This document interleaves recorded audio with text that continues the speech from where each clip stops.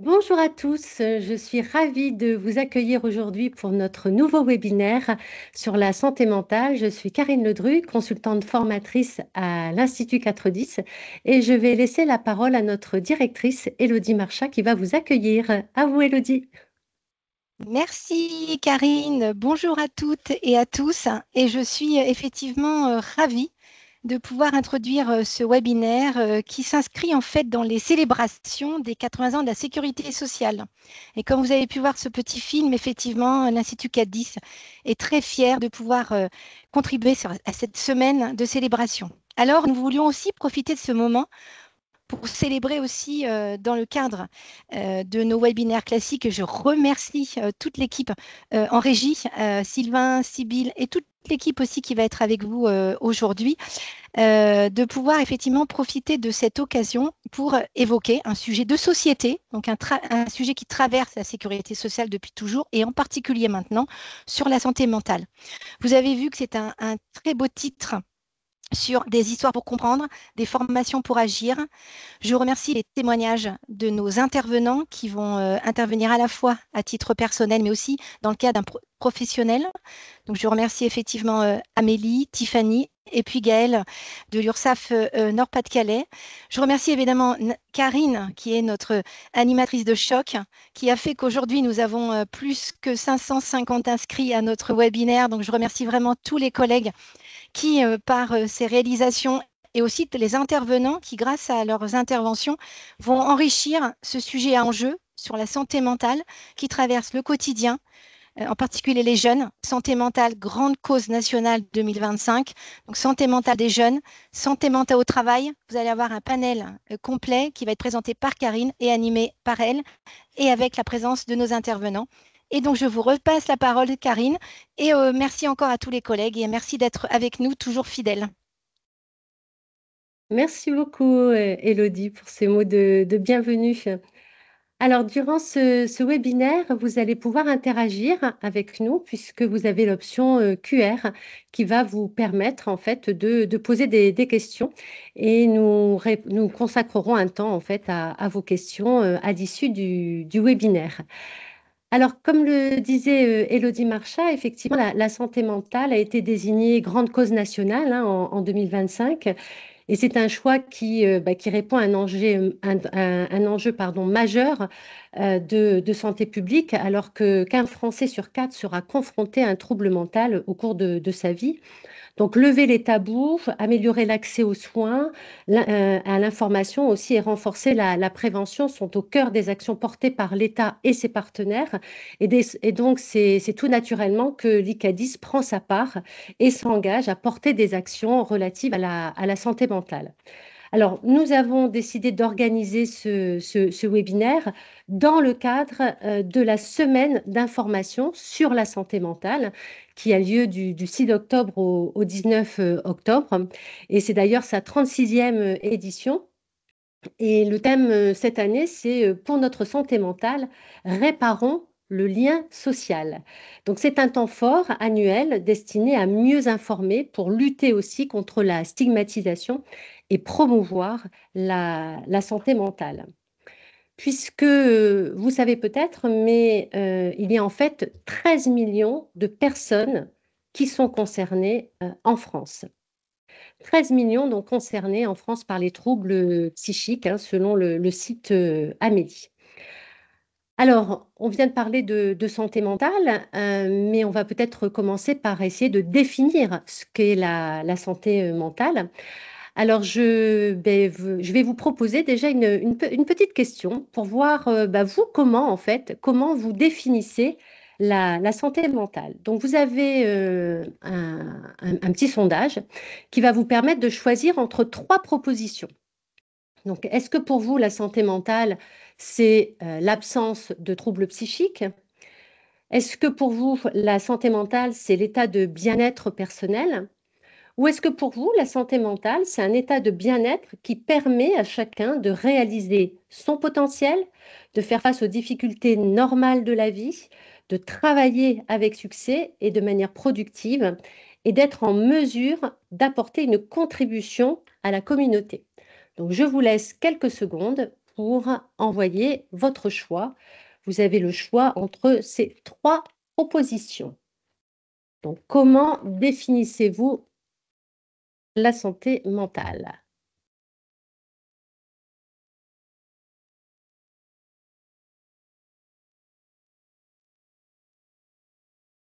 Ah,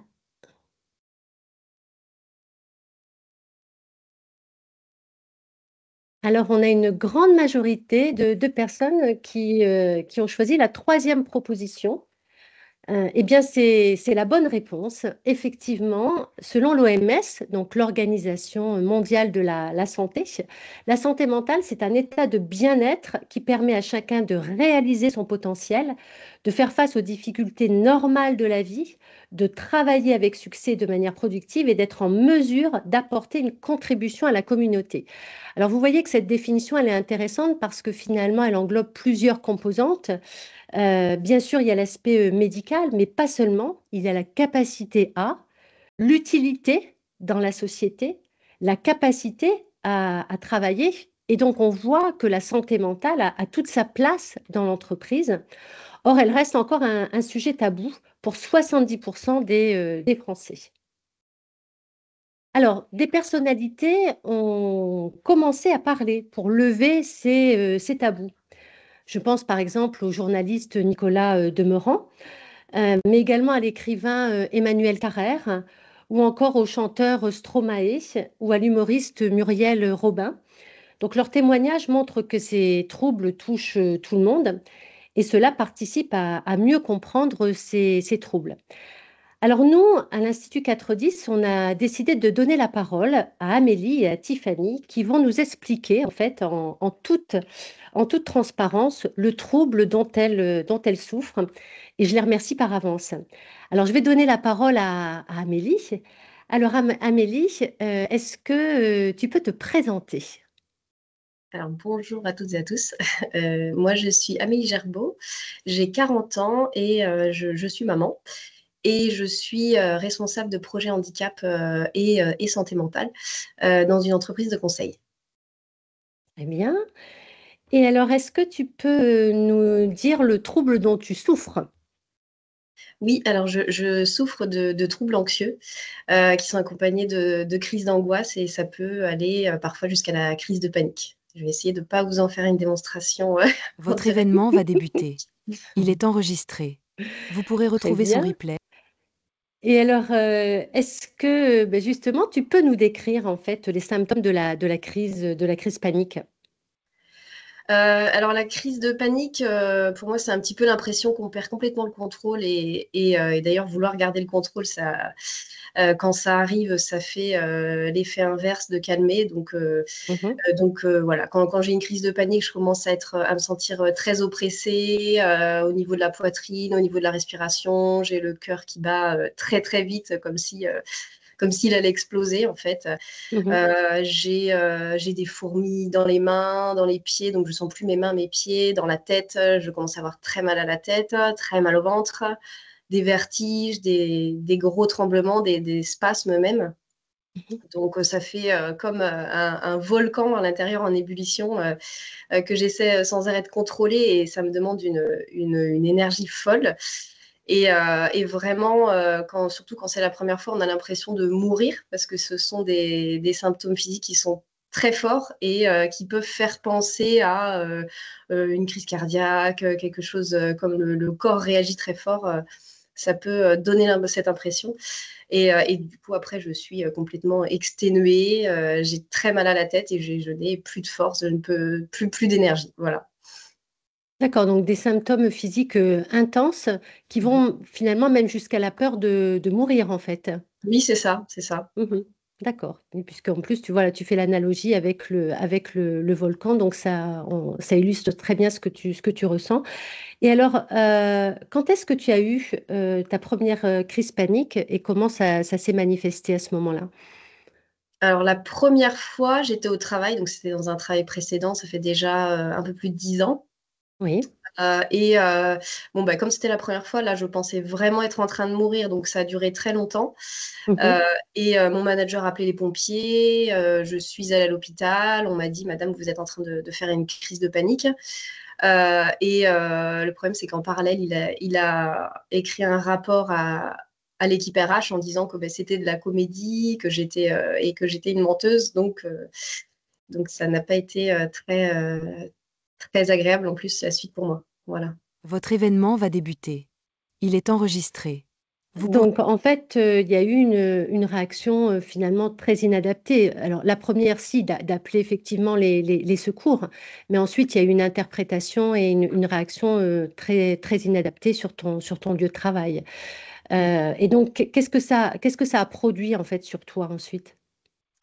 Ben, je me suis sentie déjà piégée parce que Oui. c'était pas du tout, je m'attendais pas à ça, et puis très honteuse. Donc par la suite, je me suis mis la pression en me disant qu'il fallait surtout pas qu'une crise pareille se reproduise, sinon on prendrait pour une folle, on penserait encore que je mens, que je suis une manipulatrice. Donc ça a commencé à faire un cercle vicieux et j'ai commencé à avoir peur de la crise de panique dès qu'il y avait des gens autour de moi. Donc, à partir de là, j'étais oui, dans cette mécanique de oulala, surtout, il ne faut pas que ça se reproduise, alors attention, et là, hyper-vigilance. Et c'est quelque chose qui m'arrive encore aujourd'hui et qui peut provoquer encore parfois des crises de panique. Voilà. Mhm. Oui, donc sentiment de honte, de culpabilité et puis d'angoisse finalement qui était susceptible de générer aussi de l'anxiété par rapport à la réaction qu'il y avait eu. Merci beaucoup, Amélie, hein, pour ce témoignage. Alors, Loïc, donc là, c'est pas le consultant formateur que je vais interroger, mais plutôt le psychologue, hein, puisque tu es psychologue de formation et tu as exercé en libéral pendant plusieurs années. Alors, avant de t'interroger plus particulièrement sur la crise panique et les symptômes, est-ce que tu peux nous présenter ton parcours? Oui, alors bah, bonjour à toutes et à tous. Alors effectivement, donc là moi je suis consultant formateur à l'Institut 410. Auparavant, je suis rentré dans l'institution par le biais d'une CEPAM où j'ai travaillé bah, dans un tout autre domaine, à l'informatique, pendant Mhm, quelques années. Mais effectivement, initialement, bah, je suis psychologue de formation, donc diplômé des universités de Clermont et de Lyon en parallèle. Et j'ai exercé en tant que psychologue clinicien pendant plusieurs années. Et donc, c'est effectivement à ce titre-là que je vais intervenir aujourd'hui avec grand plaisir. très bien. Alors, merci. Donc, par rapport au témoignage d'Amélie qui nous a expliqué comment elle avait vécu la crise panique, est-ce que, voilà, toi, tu peux nous décrire peut-être de façon plus générale les symptômes d'une crise panique? Comment on reconnaît une crise panique, en fait? Quels sont les symptômes? Alors, bah, Amélie a déjà donné quelques traits caractéristiques. Effectivement, c'est quelque chose d'assez brutal. C'est-à-dire que c'est Oui. vraiment quelque chose qui survient d'un coup, qui est très intense. Et pour la personne qui le vit, effectivement, c'est une expérience très, très impressionnante, voire terrifiante, hein. Amélie l'a très bien dit, mais il y a vraiment une sensation de danger imminent. Ça peut aller jusqu'à des vertiges. Effectivement, il peut y avoir des douleurs dans la poitrine. Donc, on peut avoir l'impression de faire une crise cardiaque. Donc, il y a vraiment cette notion de danger de mort, hein, pratiquement, qui survient d'un coup, en fait, hein. Oui, donc il y a la soudaineté, l'intensité, le danger, et puis l'assimilation presque à une crise cardiaque pour la personne qui le vit, et puis peut-être aussi pour les personnes qui sont présentes. Ça ressemble fortement en fait à une crise cardiaque extérieurement, c'est ça? Oui, c'est ça, les manifestations sont assez proches. Bah, notamment, ce qu'a décrit Amélie, hein, c'est la sensation d'être oppressé au niveau thoracique, hein, d'avoir du Mhm, mal à respirer, l'essoufflement, les palpitations. Donc c'est vrai que de prime abord, ça peut être confondu avec une crise cardiaque. Et donc c'est toujours intéressant, effectivement, bah, d'être capable de faire la différence entre les deux pour agir au mieux vis-à-vis de la personne. mhm. D'accord. Alors, Amélie nous disait que bah, la crise panique fait partie des troubles anxieux. Est-ce que tu peux nous indiquer les autres troubles qui existent, les autres troubles psychiques? Oui, bien sûr. Alors, ben, les manuels internationaux, hein, le DSM ou le CIM, distinguent en fait des grandes familles. Donc, effectivement, il y a les troubles anxieux. Il y a aussi les troubles, on va dire, liés aux addictions. Donc, les dépendances Oui. alcooliques, tout ce qui est les dépendances aux drogues, etc. Il y a les troubles des conduites alimentaires, anorexie, boulimie. Il y a les troubles psychotiques.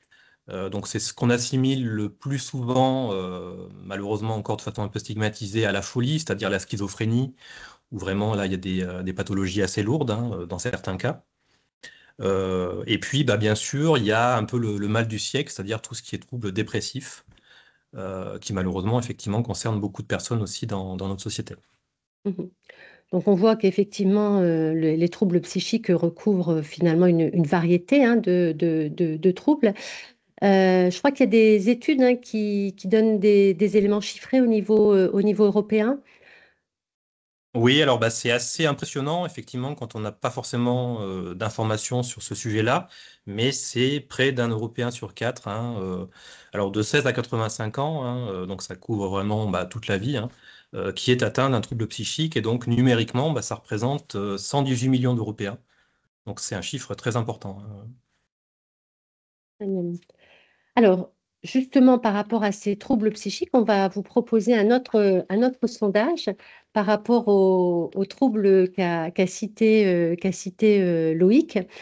Il y a un Européen sur quatre âgé de 16 à 85 ans qui est effectivement atteint d'un trouble psychique et on va vous demander de classer ces troubles psychiques selon leur prévalence dans la population. Celui qui est le plus présent vers celui qui est le moins présent. Donc, on vous laisse quelques secondes pour répondre. Donc, quel est celui qui est présent en premier? Et puis, ensuite, vous donnez les autres propositions. Donc, vous bougez les items avec la souris. Alors, je vous laisse, pour l'instant, il y a 52 réponses, 77. Je vous laisse encore quelques secondes pour répondre à cette deuxième question, à ce deuxième sondage.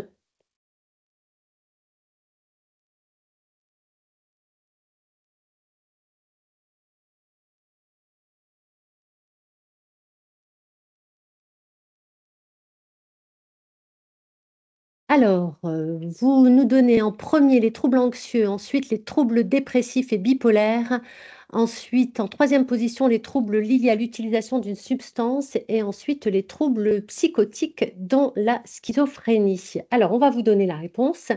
Arrive en tête, comme vous l'avez indiqué, les troubles anxieux, effectivement avec 14%. Ensuite, nous avons les troubles dépressifs et bipolaires avec 7,8%. Ensuite, les troubles liés à l'utilisation d'une substance, 4,6%. Et enfin, les troubles psychotiques, dont la schizophrénie, avec 1,2%. Alors, on parle de troubles psychiques. Loïc, est-ce que tu peux nous donner finalement une définition du trouble psychique? Qu'est-ce qu'on appelle le trouble psychique? Alors, bah, de façon générale, un trouble psychique, ça va être tout ce qui constitue une altération dans le fonctionnement de la personne, que ce soit au niveau cognitif, donc tout ce qui est de l'ordre de la pensée, au niveau émotionnel ou comportemental. Alors souvent, ces trois dimensions sont mélangées, hein, pour la personne. Et cette altération va provoquer de la souffrance chez la personne et souvent aussi une inadaptation, que ce soit au plan personnel ou professionnel. Voilà, c'est la définition générale, on va dire. D'accord. Merci. Alors, Amélie, je vais revenir vers toi. Effectivement, donc tu nous as expliqué tout à l'heure, tu avais fait ta première crise panique sur le lieu de travail et la réaction en fait de ton entourage professionnel n'a pas été adéquate. Euh, Quelle aurait été la réaction adéquate? Voilà, qu'est-ce qui en fait aurait été utile pour toi? Ben, sur le moment, en fait, l'idéal, c'est d'essayer de rassurer, d'être calme, de parler, de garder le contact et d'isoler aussi la personne, parce que quand il y a trop de monde autour, c'est compliqué. Mhm. Le fait que la personne aussi en face connaisse ce type de crise et ils disent ben voilà, je pense que tu es en train de faire une crise d'angoisse, ça ressemble à ça. Le fait de mettre des mots dessus, ça peut aussi faire relativiser la personne qui croit qu'elle est vraiment en détresse physique. Mhm. Et donc, surtout quand c'est oui, quand c'est la première fois. Et puis après, rassurer sur le fait que ça n'aura pas d'impact sur un jugement. Il n'y aura pas de voilà derrière si c'est au travail dire non non mais ça n'a aucun impact sur le travail, sur ce qu'on pense de toi. Parce que c'est aussi ça l'idée, c'est qu'on a peur du jugement derrière, donc Mhm. on se juge aussi. Et de dire que voilà que la personne peut en parler si Mhm. elle ne se sent pas bien, si la situation revenait. Comme ça, ça ouvre le dialogue et c'est moins impressionnant pour la suite. Voilà. Mhm. Oui, donc l'importance effectivement d'abord de rassurer et puis ensuite bah, d'expliquer qu'il y a voilà, un espace de parole où on peut en discuter et que ça n'aura pas d'impact sur bah, la carrière professionnelle et dans le regard aussi qu'on va pouvoir porter sur toi. Alors Loïc, je vais revenir vers toi. Plus globalement, comment, voilà, toi en tant que psychologue, par rapport à ce que vient de nous dire Amélie, quels sont les bons réflexes en fait à avoir quand quelqu'un a une crise panique sur le lieu de travail? Alors, bah, effectivement, la première des choses, c'est de rassurer la personne, Oui, donc d'être présent, de rester calme, oui, mais sans minimiser. Donc, typiquement, les calme-toi, c'est vraiment à éviter. oui, Ça ne sert à voilà. rien, ça peut même aggraver les choses.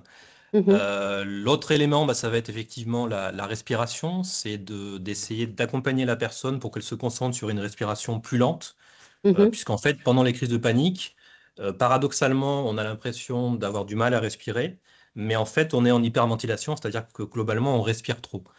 Donc, c'est D'accord. de redescendre en fait sur cet aspect-là. Et donc appliquer L'autre des élément, bah, techniques ça... respiratoires en fait pour apaiser ouais, en fait la personne. Mhm, c'est ça, tout à fait. Vraiment pour l'aider mhm. à redescendre dans le temps de la crise. D'accord. L'autre élément, ça va être de recentrer la personne sur ses sensations, parce que Oui. là, pendant la crise, il y a vraiment une distorsion complète bah, de la perception de l'environnement, avec une focalisation sur les sensations internes, donc voilà, les Mhm, palpitations, l'étouffement, etc. Et donc en fait, on va essayer de la focaliser sur autre chose. Donc il y a des techniques pareilles pour qu'elle se connecte à ce qu'elle voit, à ce qu'elle entend, etc., pour la décentrer de ses sensations de panique et la mhm. recentrer sur l'instant présent, en fait, hein. D'accord. Et puis bah, le dernier élément, bah, Amélie l'a bien évoqué, hein, c'est le respect, c'est-à-dire Eh oui. effectivement laisser à la personne le temps et l'espace. Effectivement, il Mhm, faut la laisser respirer, hein, et lui rappeler que la crise va passer. C'est-à-dire que même si mhm, c'est très très intense et très impressionnant et désagréable sur le moment, c'est quelque chose qui va diminuer, donc ça va passer. Donc voilà, l'idée c'est vraiment d'être présent en fait, hein. mhm. Donc présence, rassurer, respirer, respecter et dire que ça va bientôt se terminer en fait, hein, que voilà, Ouais. c'est très bien. Et alors toi, Amélie, bah, comment tu gères en fait maintenant ce trouble anxieux? Alors, ben, moi déjà, je vais voir un psychologue et Mhm. je fais le MDR. Alors le MDR, tu peux expliquer ce que c'est? Oui, alors c'est une thérapie en fait qui consiste à revenir sur bah, des épisodes, des événements de la vie et en quelque sorte les reprogrammer avec une technique qui consiste à faire bouger les yeux avec une lumière pour que le cerveau se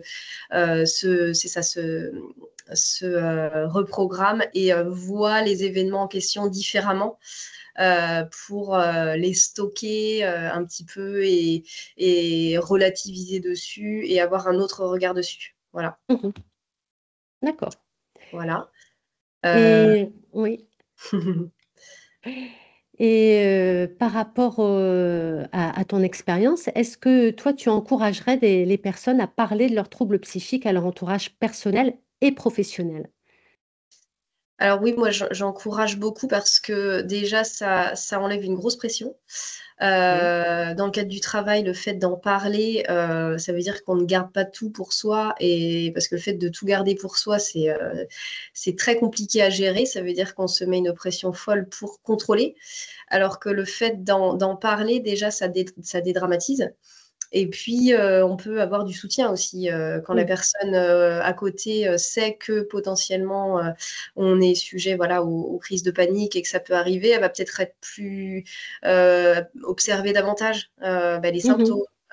Et si ça commence, si une crise commence, être là pour la personne et dès le début pour faire retomber le soufflet plus facilement. Parce que si c'est à Mhm. la personne de gérer seule, c'est beaucoup plus compliqué là.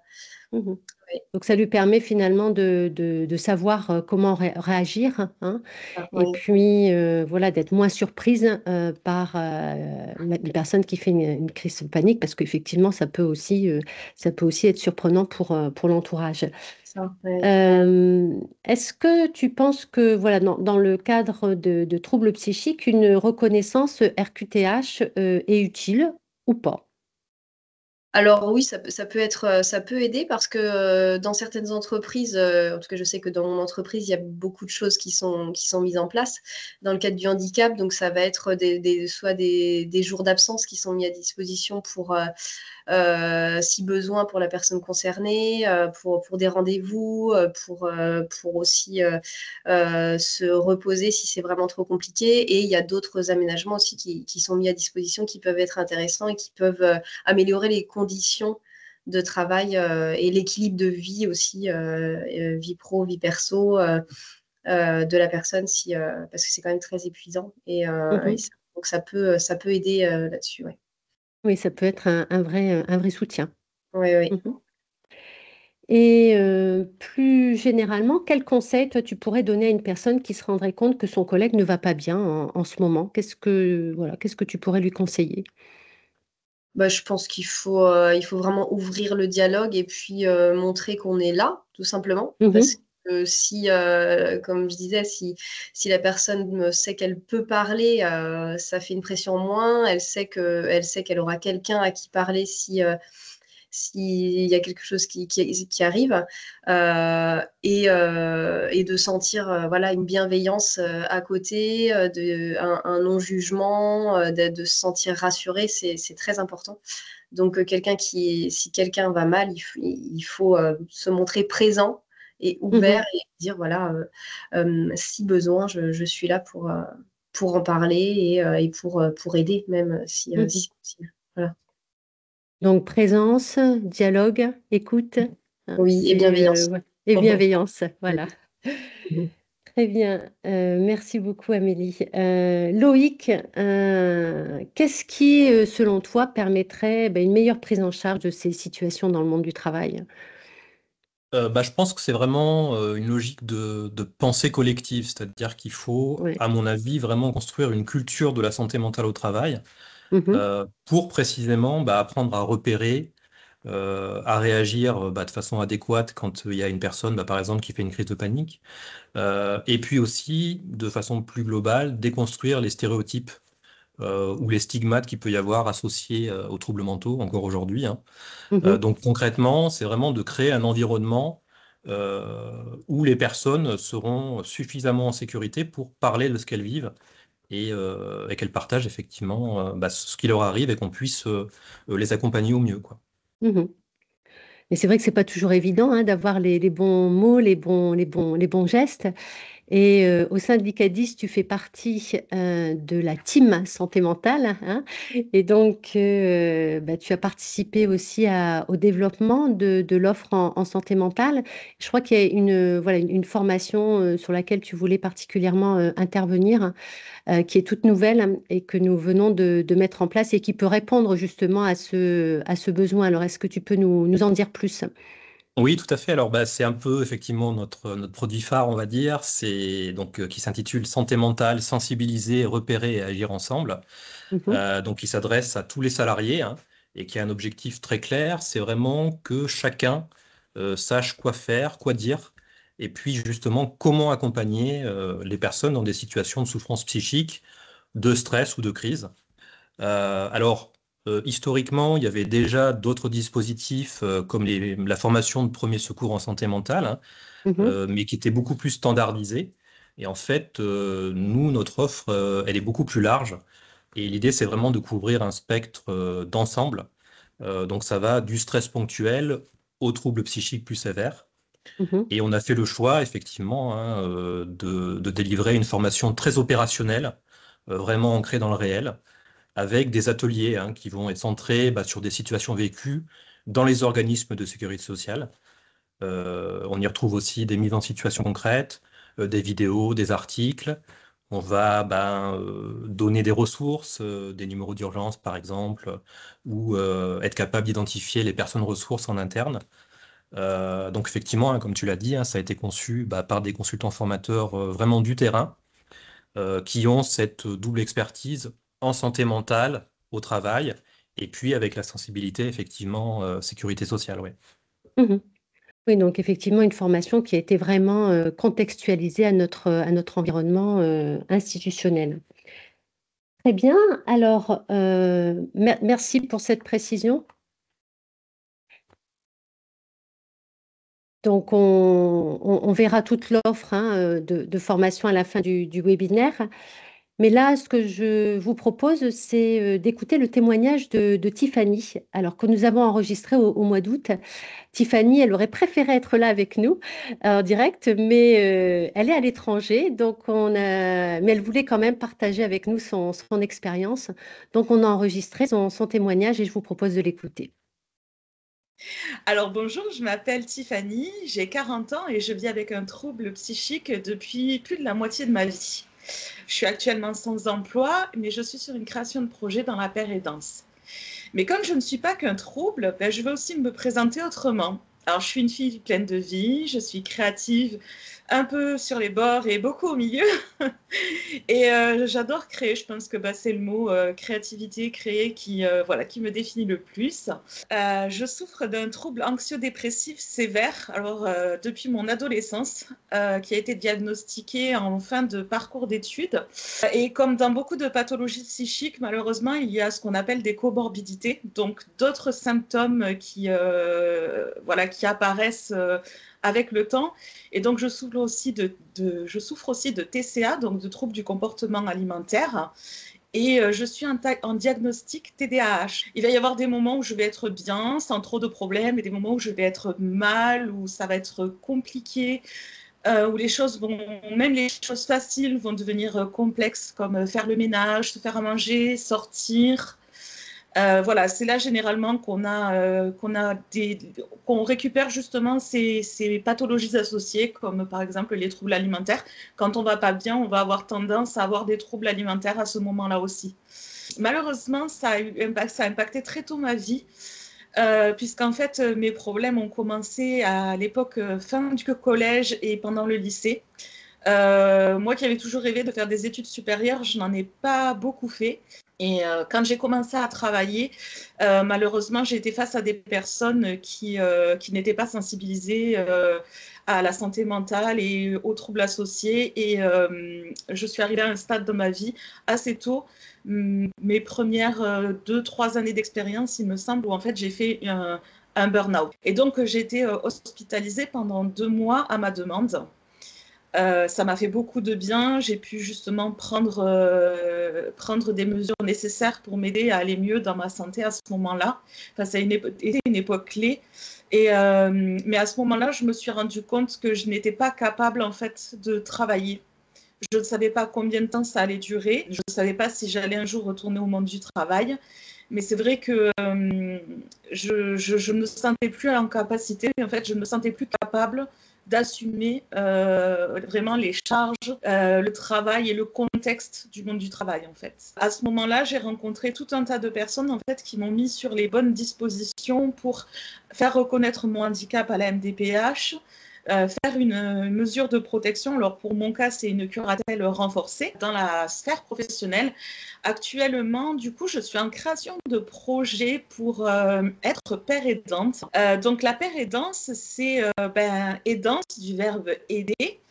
Et père, c'est un peu comme être jugé par ses pairs. Là, en fait, ça va être aider ses pairs, pouvoir aider des personnes qui souffrent et d'aider ces personnes à aller mieux et leur montrer que malgré le fait qu'on est malade, il y a de l'espoir au bout, en fait. Voilà, je pense que le métier de père aidant, c'est aider et donner de l'espoir. Formation de premier secours en santé mentale, ça a été pour moi un peu la première étape de mon futur projet de père aidance, du coup, qui est un peu à l'état de brouillon, puisque j'ai plein d'idées sur ce que j'aimerais faire dans la père aidance, comment j'aimerais le mettre en pratique et tout, mais on sait souvent qu'entre ce qu'on imagine et ce qui est réel et ce qu'on a besoin, c'est différent. Et vraiment, l'idée de faire la PSSM, c'était un peu pour moi le premier pas pour rendre ce projet concret. Et ça m'a permis aussi de prendre conscience de ce que sont les autres pathologies. Parce que c'est vrai que quand on souffre d'une pathologie, on connaît beaucoup de points qui sont liés à ce qu'on a vécu, mais on peut se retrouver en père aidance face à des personnes qui ont certes les mêmes impacts dans leur vie, mais qui n'ont pas le même trouble. Mais ça m'a permis de me sentir un peu plus légitime, justement, dans le fait de démarrer ce parcours et de ne pas être qu'une patiente, d'être aussi une aidante. Dans les comportements qui sont inadaptés face aux personnes qui souffrent d'un trouble psychique, la première chose, je dirais, c'est le jugement. Il ne faut pas juger la personne parce qu'en fait, c'est quelque chose qui n'est pas voulu. En fait, quand on souffre d'un trouble, on ne l'a pas choisi, c'est quelque chose qu'on subit. Et c'est déjà quelque chose de pas simple à gérer. Donc en plus, si on se prend des réflexions de la part de personnes, ah non, mais en fait, t'es fou ou des trucs comme ça, quel est le bénéfice? Aucun. Donc voilà, déjà pas de jugement, s'il vous plaît, soyez tous bienveillants et sympas les uns envers les autres, que vous ayez ou non des pathologies. Donc ne forcez pas les gens en pensant faire pour leur bien, vous n'êtes pas à leur place.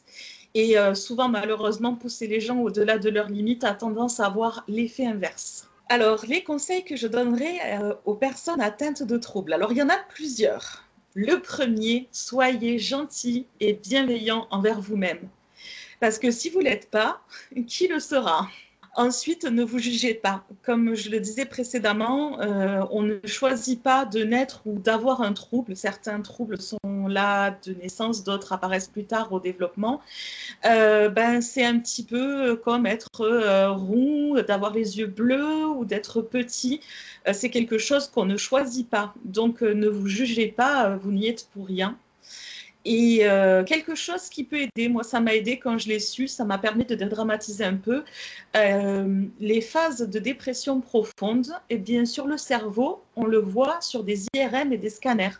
Donc il faut savoir que c'est réellement quelque chose de physique et pas que de psychique. Donc quand les gens disent que c'est dans votre tête, ce n'est pas que dans votre tête, c'est un peu comme une fracture, ça se constate. Et s'il vous plaît, alors surtout, le dernier point, je pense le plus important, ne restez pas seul. Si vous allez mal, il y a toujours une solution. Vous pouvez soit déjà parler à des personnes qui vous sont proches et être pris en charge maintenant, c'est le meilleur moyen de réduire l'impact de vos troubles, enfin de votre trouble psychique et de ses effets sur votre vie. Donc surtout, ne restez pas seul, parlez-en, voilà. Bien, alors je vois qu'il y a eu beaucoup de réactions suite au témoignage de Tiffany. Alors justement, on va vous poser une petite question, un mot que vous souhaiteriez exprimer à la suite du témoignage de Tiffany. Donc vous pouvez vous exprimer et indiquer voilà, ce que vous ressentez, ce qui vous vient à l'idée suite à ce témoignage authentique.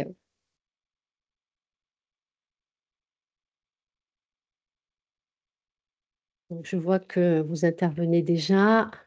Donc, on a le courage hein, qui revient en force. Hein. C'est vrai que c'est pas évident hein, de parler de ces troubles publiquement, hein, d'autant qu'il y a beaucoup de stéréotypes et de préjugés. Donc, c'est vrai que c'est très courageux, bienveillance, exemplaire, respect, bravo, force.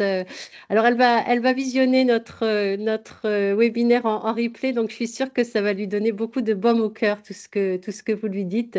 Force, soutien, touchant.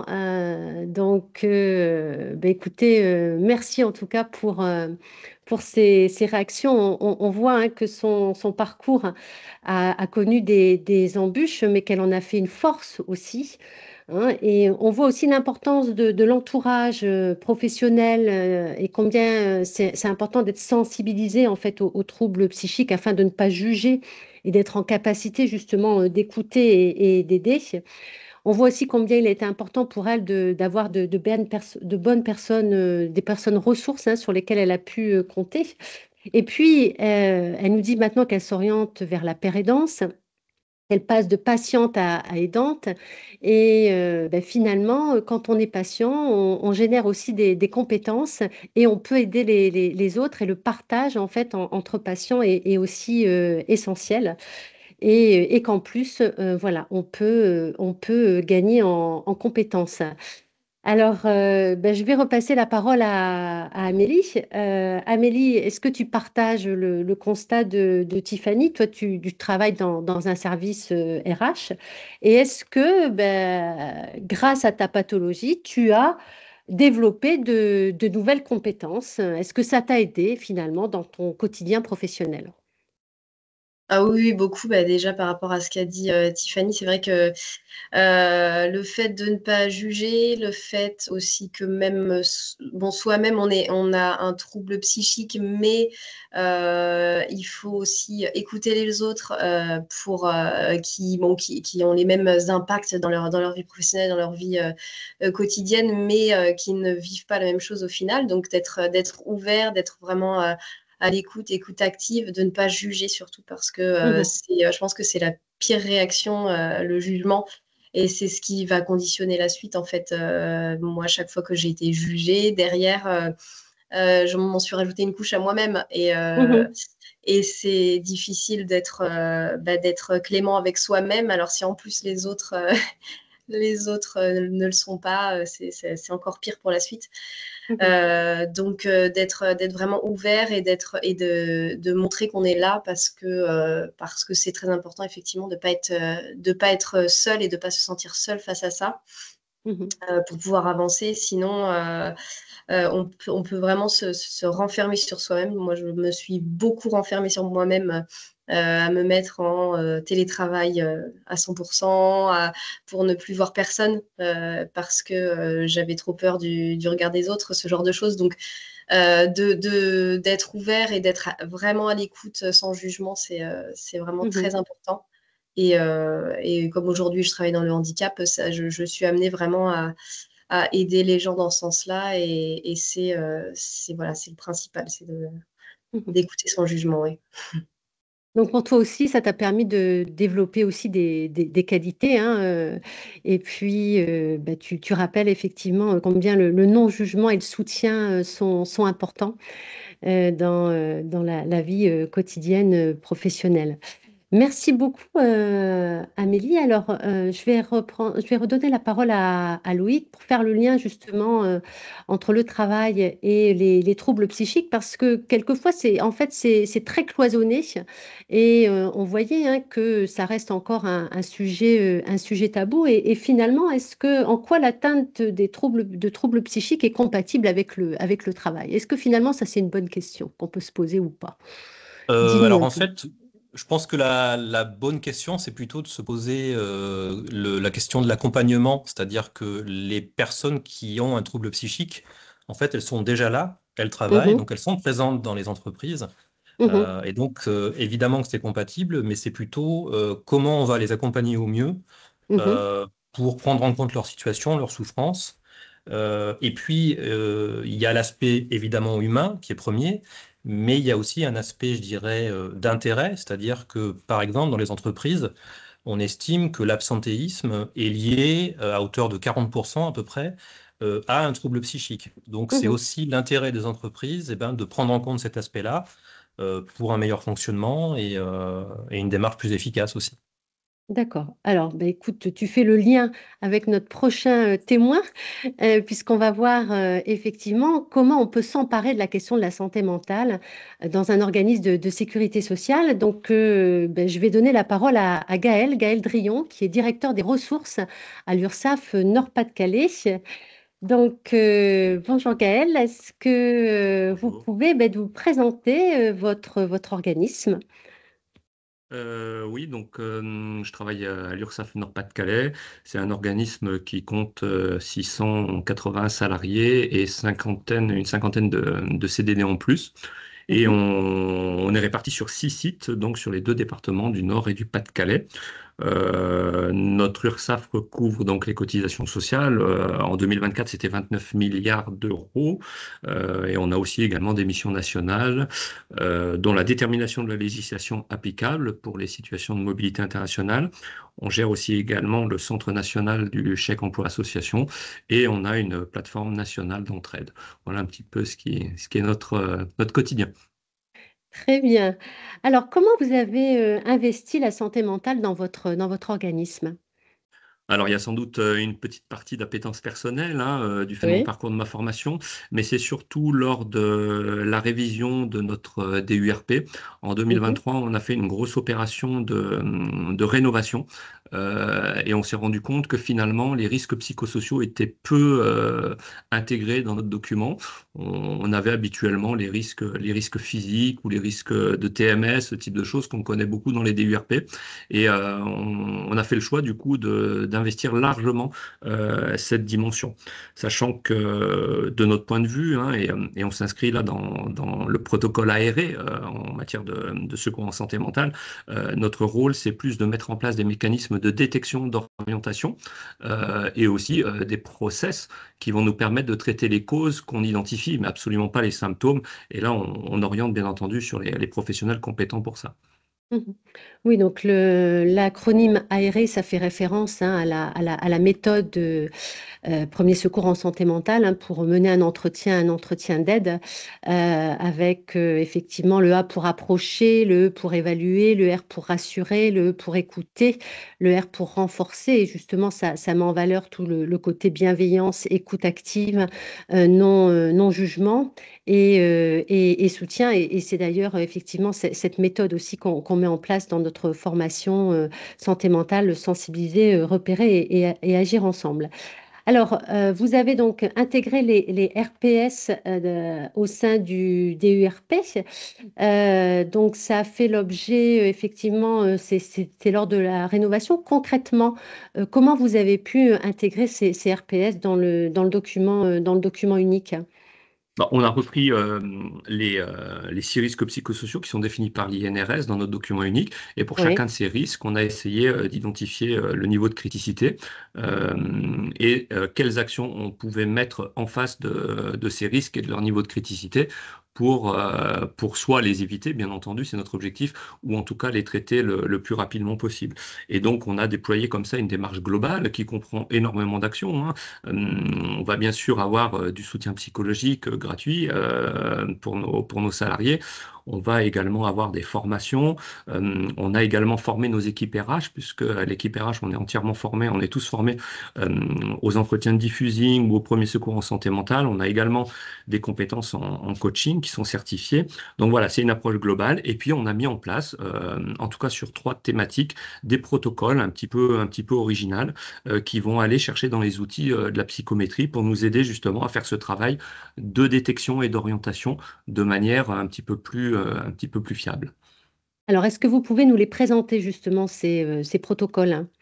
Oui, bien sûr. Alors, premier protocole, il traite de la question de la prévention de la surcharge de travail. C'est un Mhm. protocole qui est un protocole assez long, puisque c'est une succession d'entretiens individuels avec le salarié et son manager. Mais aussi, dans ce protocole-là, nous avons une séquence de travail collective avec l'unité de travail. Et l'idée, là, ça va être de rechercher, en fait, ce qui conduit à cette perception ou ce vécu par la personne d'un sentiment de surcharge de travail pour essayer de tester les vraies causes finalement qui sont sous-jacentes. Dans ce protocole-là, on a intégré 2 tests. Le test d'inventaire du burn-out de Maslach, qui est donc Oui, un test qui nous permet finalement d'évaluer 3 dimensions de l'épuisement professionnel, qui sont l'épuisement professionnel, donc la déshumanisation, je vais y arriver, de la relation à l'autre et la perte de sens de l'accomplissement de soi au travail. Et puis on a intégré un deuxième questionnaire, c'est le questionnaire de Karasek, qui va nous permettre, sous forme d'un questionnaire, d'évaluer l'intensité de la demande psychologique à laquelle le salarié est soumis, sa latitude décisionnelle et le soutien social qu'il reçoit, puisque, on le sait, hein, en situation de risques psychosociaux, c'est très important d'aller consolider les ressources et d'essayer de repérer les contraintes qui pèsent sur la personne. mhm. Et il y a un deuxième protocole aussi que vous avez mis en place, donc là, un protocole de détection et d'orientation en situation de risque psychosocial.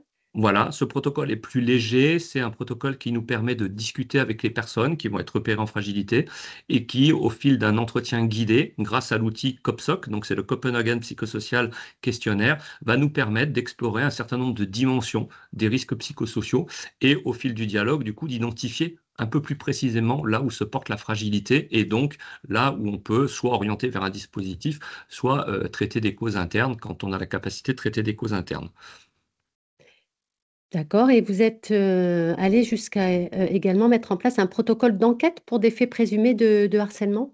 Voilà, ça c'est un protocole assez récent.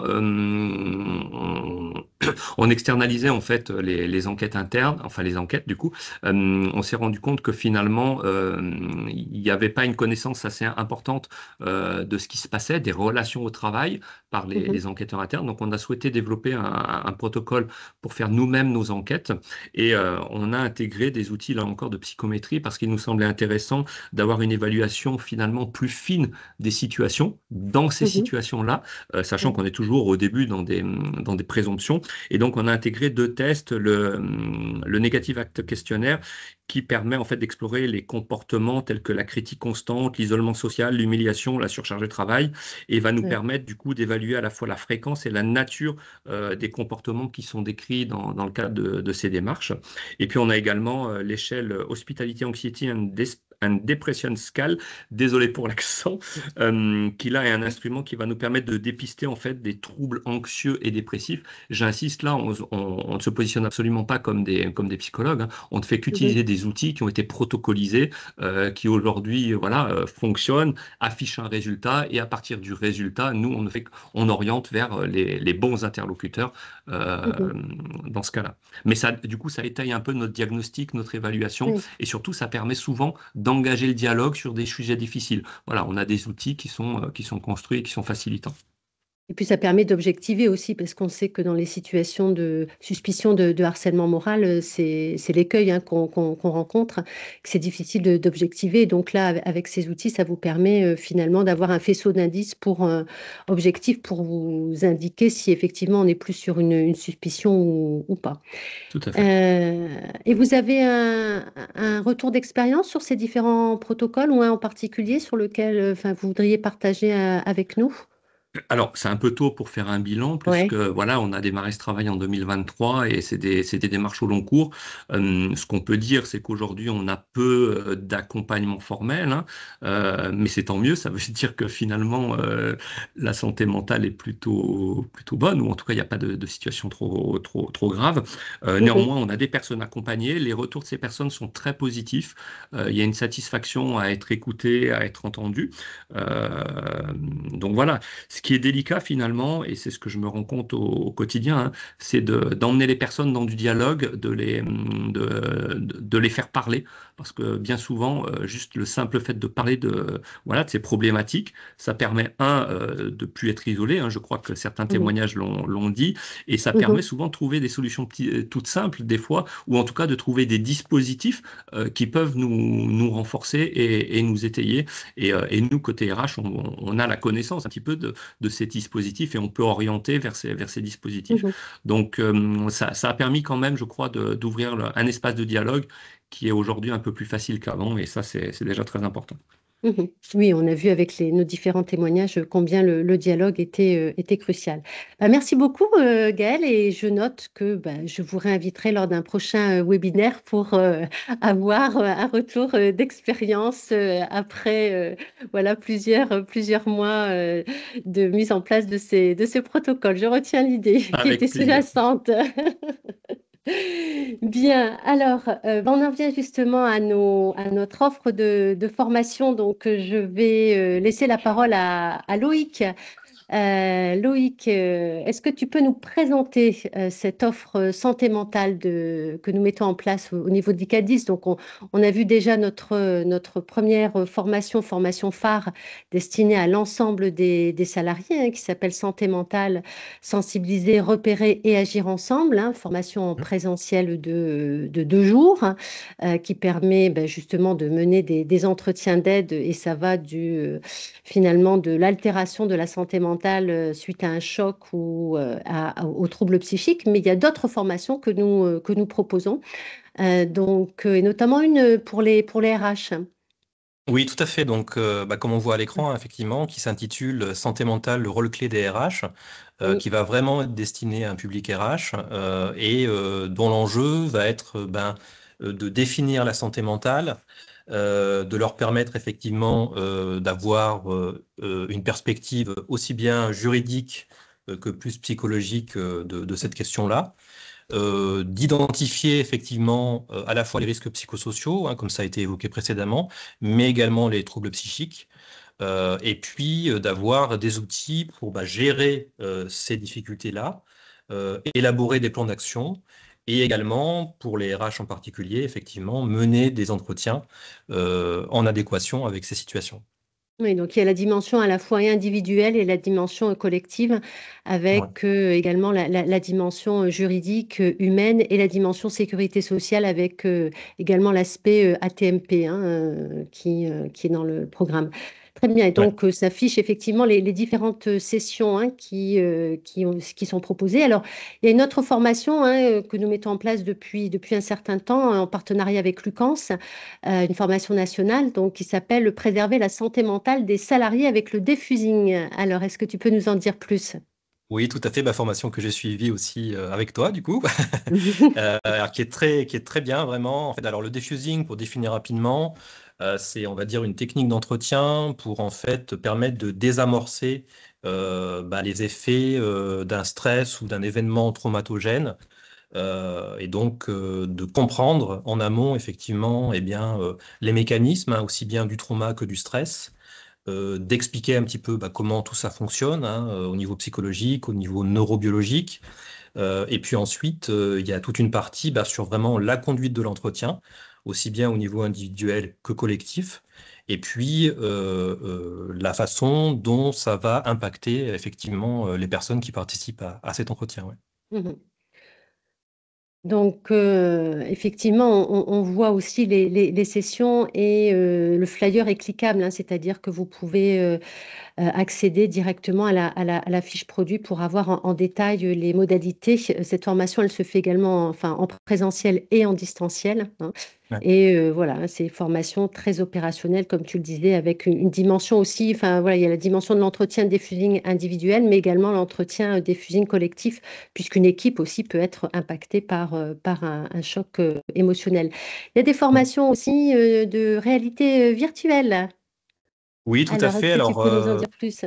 Alors notamment, effectivement, il y a 2 capsules de réalité virtuelle, donc vraiment avec les casques, hein. Donc là, les stagiaires sont en complète immersion. Alors il y a une première capsule de réalité virtuelle donc, qui s'intitule Sous pression, qui est vraiment sur le harcèlement moral. Et pour l'avoir testé, c'est assez impressionnant, le côté immersif, et c'est très très Mhm, intéressant.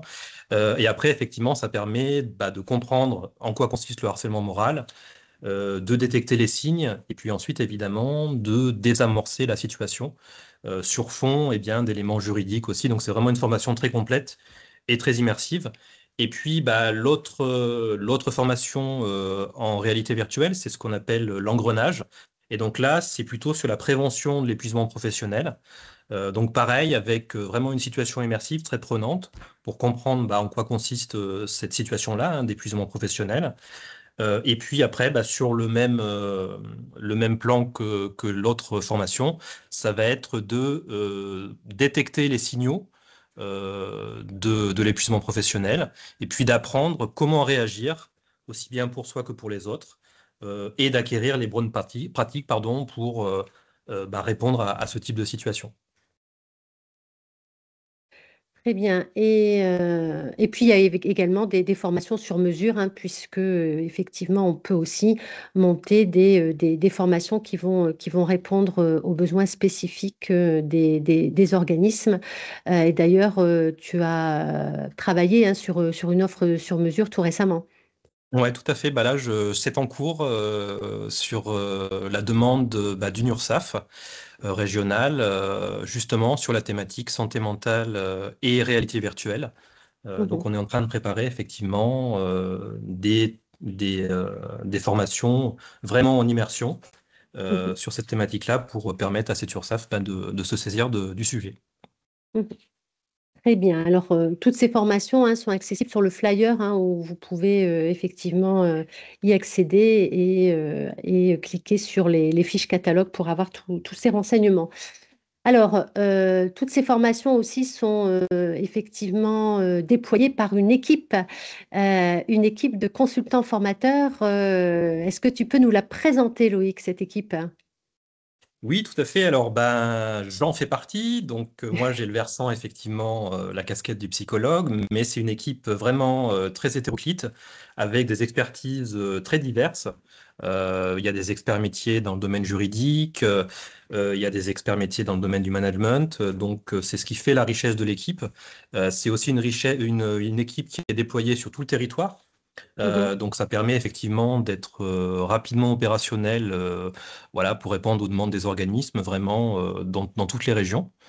Et voilà, Oui, ben c'est vrai que c'était une volonté aussi de la directrice hein, d'avoir des profils tout à fait. diversifiés au niveau des consultants formateurs pour incarner justement le fait que voilà, la santé mentale, ça concerne tout le monde. Donc, on a des profils différents. On a été formés tous pour la plupart au premier secours en santé mentale. On a une expérience aussi terrain, des formations initiales différentes et qu'on a mis au service, effectivement, au service des formations qu'on développe. Merci beaucoup, Loïc, pour cette Merci. présentation. Alors, on arrive au terme de ce webinaire. Donc, on répondra en privé à vos questions. Donc, on va vous demander votre avis sur le webinaire et on reviendra vers vous si vous avez des questions particulières, puisque voilà, on avait dit que le webinaire durait 1 heure. Voilà, donc il suffit de cliquer et nous donner votre avis, mais je vois qu'on a pas mal de bravos. Donc, visiblement, ce webinaire vous a intéressé. Alors, il est accessible aussi en replay, donc possible effectivement sur notre chaîne YouTube d'y accéder. Nos prochains événements, on a avec mon collègue Arnaud Collin les rendez-vous du droit du travail le 24 novembre, hein. Ce sont toujours des rendez-vous très prisés par les équipes RH. On a également webinaire animé par ma collègue Caroline Capel et mon collègue David Blanchard, Paix en poche, webinaire aussi qui ont beaucoup de succès aussi auprès des équipes RH, donc en janvier prochain. Donc webinaire d'1 heure. Il me reste maintenant à remercier tous nos intervenants. Alors, un grand merci à Amélie et Tiffany, dans un premier temps, qui voilà, nous ont partagé leur expérience. Et voilà, pour tout vous dire, je les ai connues à la formation Premier Secours en santé mentale, où elles avaient déjà partagé leur expérience. Et quand je leur ai proposé de venir témoigner, elles m'ont dit tout de suite, oui, on est OK, on est partante. Amélie me disant, bon, ça va être stressant, mais j'y vais, c'est important pour moi. Et Tiffany me disant aussi, bah, c'est aussi un élément dans mon nouveau parcours professionnel, donc j'y vais. Alors Tiffany, elle est en Floride pour fêter son anniversaire. Elle va nous regarder en replay, mais voilà, je lui souhaite bon anniversaire. Happy birthday Tiffany. Et puis un grand merci également à Gaëlle Drion, qui est venue partager les actions innovantes, très novatrices, je trouve, hein, auprès de l'URSSAF Nord-Pas-de-Calais. Donc, merci beaucoup aussi, Gaëlle. Merci aussi, Loïc, pour ton intervention. Et puis, ben, je vous remercie d'être venus aussi si nombreux, d'être vraiment très intéressés par cette question de santé mentale. Et ben, écoutez, je vous dis peut-être à bientôt. En tout cas, nous sommes là à votre service pour déployer des formations, des accompagnements autour de la santé mentale. Donc, vous pouvez bien sûr nous solliciter. Vous avez vu que nous étions une équipe de choc prête à intervenir. Alors, je vous dis à très bientôt et je vous souhaite une bonne fin d'après-midi. Au revoir à tous. Au revoir, merci à tous.